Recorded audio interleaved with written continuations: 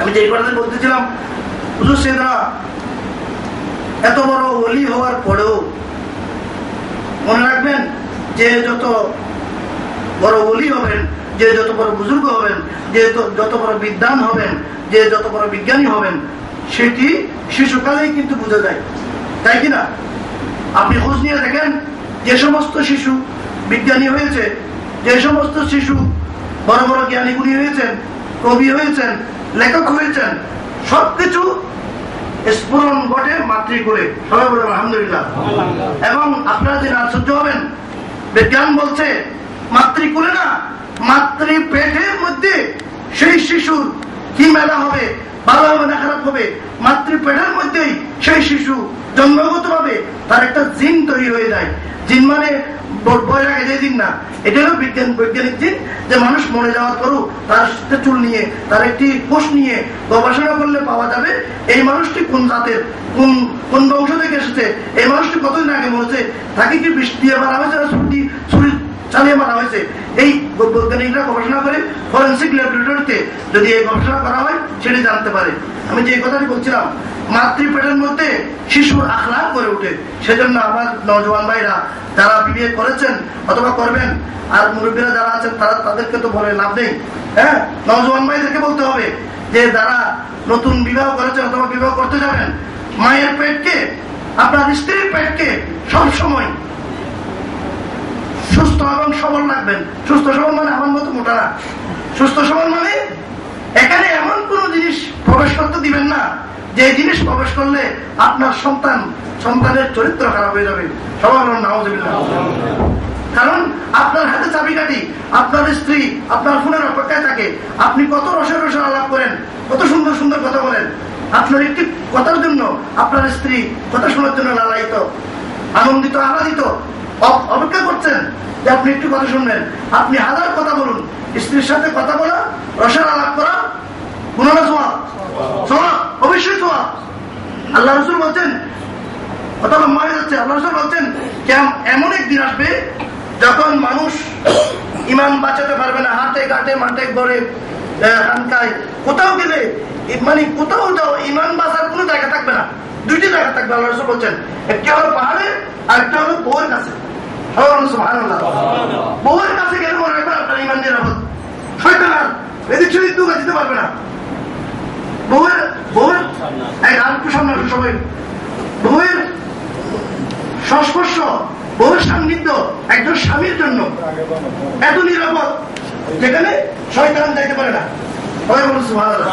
আর পাহাড় একজন মুমিনের জন্য পাহাড় এত নিরাপদ যে সেখানে পাহাড় মানে অরণ্য, যেখানে কোনো জনমানুষ নাই।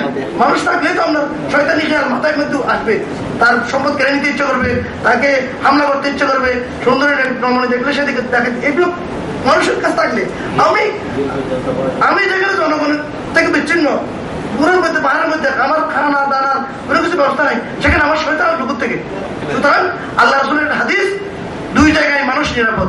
সেজন্য আমি যেটা বলছিলাম যে আপনি মায়ের পেটকে, যারা অলরেডি বৃদ্ধ হয়ে গেছেন, এই কথাটি তাদের জন্য না, তারা নতুন বিয়ে করবেন অথবা যারা অলরেডি নওজোয়ান আছেন, বিয়ে করবেন, অনাগত সন্তান আসবে, তাদেরকে এই বউয়ের সাথে সুন্দর সুন্দর কথা বলার সাথে সাথে একটু কথা জিজ্ঞেস করবেন যে এমন কোন গর্ভাবস্থায় তুমি এমন কোনো গান শুনবে না, এমন কোনো কথা শুনবে না, এমন কোনো চক্রাচর শুনবে না যেটা আমার সন্তানের উপর প্রভাব পড়ে।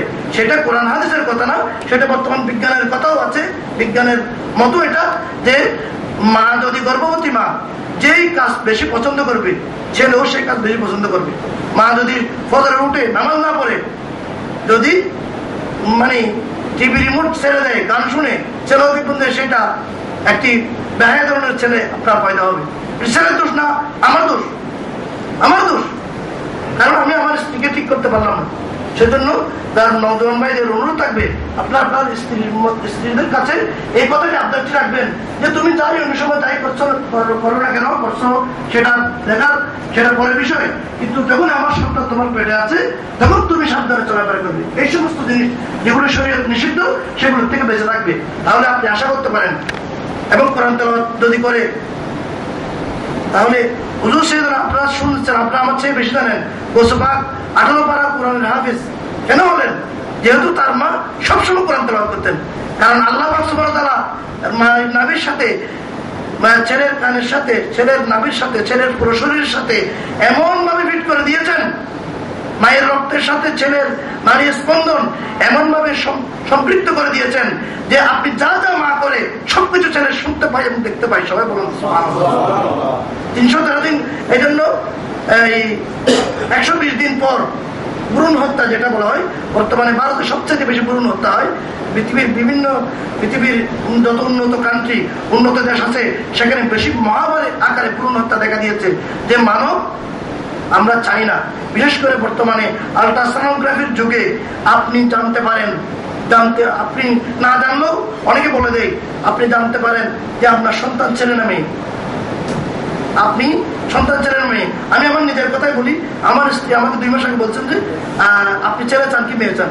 আমি বলছি আল্লাহ আমাকে যা দেয় তাই শুকর, আমার তো কোনো চাওয়া পাওয়ার নাই, আল্লাহ যা দেয় তা শুকর। আমি ছেলেকে বললাম, বলে যে আমাদের সাথে ছেলে হতে পারে। বলে তুমি কিভাবে জানলা? বলতে আমাকে ডাক্তার বলেছে, কারণ আল্ট্রাসাউন্ড স্পষ্ট লিখে দিয়েছে যে ছেলে হবে। আমি বলছি তুমি কথাটা কাউকে বলবো না, কারণ যদি ডাক্তারের প্রেসক্রিপশন গলত হয়ে যায়, হ্যাঁ তাইলে তো সবার সাথে মুখ দেখানো যাবে না। হ্যাঁ, অথবা মানে প্রসূতি করে যখন এখানে তো একজন ডেলিভারি, একটা মেয়ে সন্তান ডেলিভারি হচ্ছে না, অনেক সন্তান ডেলিভারি হচ্ছে, অনেক মারপিট হয়ে যেতেছে। এই কিছুদিন আগে পত্রিকা এসেছে একজন সন্তান একজন নেখারাগারি। হ্যাঁ, বাসা আনন্দের মতো আমাদের অবস্থা হয়েছে যে ছেলেকে 2 টুকরো করে একজনকে দিয়ে দেওয়া হবে। হ্যাঁ, এরকম করে যাই হোক ডাক্তাররা বিষয়টি মীমাংসা করেছেন। মানে এইরকম হয়ে যেত, কারণ একজন পুরুষ লোক ল্যাবরেটরিতে রক্ত পরীক্ষা করতে দিছে। ওর রক্ত পরীক্ষা করার পর সে চাইছে যে তার রক্তে কোনো কিছু ঘাটতি আছে কিনা, কোনো বিমার আছে কিনা। বলতে ভাই আপনি 6 মাসের গর্ভবতী। বলতে হ্যাঁ, আমার শরীর টেস্ট করতে দিছি। বলতে আমি এটি বাস্তব করি না, কিন্তু এটি ডাক্তারদের মানে একটা জব হিসেবে ব্যবহৃত হচ্ছে। মেডিকেলে এই ঘটনাটি ডাক্তারদের বলা হয়, পড়ানো হয় এই ঘটনাটি, যে ল্যাবরেটরিতে ব্লাড টেস্ট করার জন্য দিয়েছে, সেখানে গর্ভবতী স্ত্রী মেয়েরও ব্লাড টেস্ট করার জন্য দিয়েছে। তো আপনার জন্য তো আলাদা টেস্ট হচ্ছে না, সবগুলো আলাদা আলাদা আছে, কিন্তু টেস্ট হচ্ছে।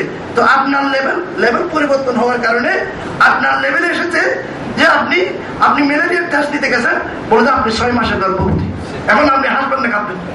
হ্যাঁ, সেজন্য আমার ওয়াইফকে বললাম তুমি এই কথাটি গোপন রাখো, অন্তত যতদিন ভূমিষ্ঠ না হয়। ভূমিষ্ঠ হলে এই কথা যদি সত্য ছেলে সন্তান ভূমিষ্ঠও হয়, তুমি এখন তো অন্য কেউ এত খুশি হবে না। এখন যেভাবে খুশি হচ্ছে, যদি হলে খুশি যে ব্যাপার হয়, তো সে গোপন রাখছে।